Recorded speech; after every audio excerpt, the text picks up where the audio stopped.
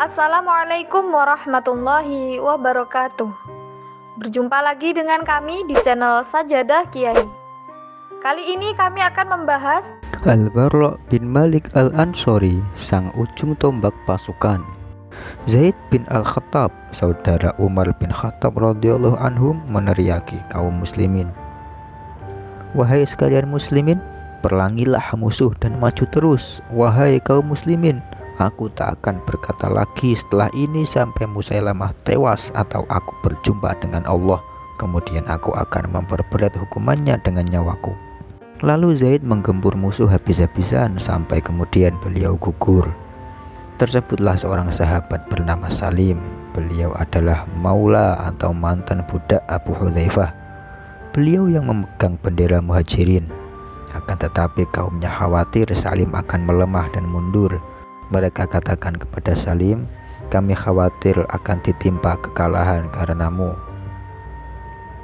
Salim menjawab, "Bila kalian tertimpa kekalahan karena aku, maka aku adalah pembawa Al-Quran yang paling jelek." Lalu Salim menerjang barisan lawan dengan penuh keberanian sampai kemudian beliau gugur. Akan tetapi kepahlawanan mereka masih tak terbandingkan dengan kepahlawanan Al-Bara' bin Malik radhiyallahu anhu. Ketika Khalid bin Walid melihat api peperangan semakin menyala, Khalid menoleh kepada Al-Bara' bin Malik. Khalid berkata kepadanya, "Giliranmu wahai pemuda Ansor untuk menghadapi mereka." Al-Bara' menghadap kepada kaumnya, "Wahai kaum Ansor, jangan ada seorang pun di antara kalian yang berpikir bisa kembali ke Madinah. Tak ada lagi tempat tinggal bagi kalian setelah hari ini. Yang ada hanyalah Allah, kemudian surga." Lalu Al-Bara' bersama kaumnya menggempur orang-orang musyrik itu. Ia memporak-porandakan barisan lawan dengan garangnya. Pedang senantiasa ia tebaskan ke leher musuh-musuh Allah hingga Musailamah dan pengikutnya menjadi gentar. Musailamah dan pengikutnya berlindung di sebuah kebun yang dikenal dalam sejarah dengan nama Kebun Kematian. Dikenal demikian karena teramat banyaknya pasukan yang tewas di kebun itu. Kebun itu memiliki dinding yang tinggi. Musailamah dan sisa pasukannya menutup pintu kebun. Mereka berlindung di balik tembok yang tinggi sambil menghujani pasukan muslimin dengan anak panah, seakan anak panah itu hujan yang turun saking sangat banyaknya. Pada saat itulah sang ujung tombak muslimin dan pemberani tampil, yaitu Al-Bara' bin Malik. Al-Bara' berkata, "Kawan, letakkan aku di atas perisai. Letakkan perisai itu di atas tombak, lalu lemparkan aku ke dalam kebun dekat dengan pintu. Entah aku nantinya mati syahid atau aku akan membukakan pintu untuk kalian."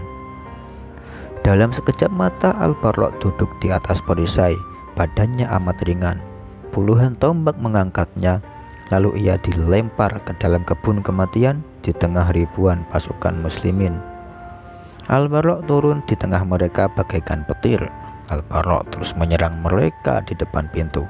Pedang senantiasa ia tebaskan ke leher lawan sampai ia berhasil membunuh belasan orang musuh, lalu pintu dibukanya. Al-Bara' mendapatkan lebih dari 80 luka akibat panah dan sayatan pedang.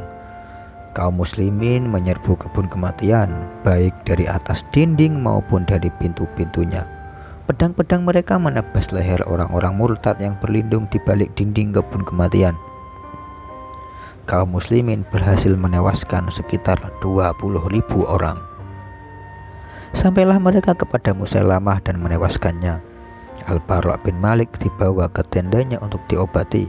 Khalid bin Walid sendiri yang langsung menangani perawatannya selama 1 bulan. Kemudian sembuhlah Al-Bara' atas kehendak Allah. Allah menentukan kemenangan bagi kaum muslimin melalui tangannya. Al-Bara' bin Malik Al-Ansori senantiasa mengharapkan mati syahid yang telah luput pada saat berada di kebun kematian. Peperangan demi peperangan senantiasa beliau ikuti karena rindu untuk mendapatkan citanya yang besar dan kerinduannya untuk menyusul Nabi yang mulia Sallallahu Alaihi Wasallam. Sampailah ia pada perang penaklukan Tustar yang terletak di negeri Persia. Pasukan Persia berlindung pada salah satu benteng besar yang kokoh. Kaum muslimin mengepung mereka bagai gelang yang melingkar di pergelangan tangan. Ketika pengepungan telah berlangsung beberapa saat, kesulitan besar telah menimpa pasukan Persia. Mereka mulai mengayunkan rantai-rantai besi dari atas benteng.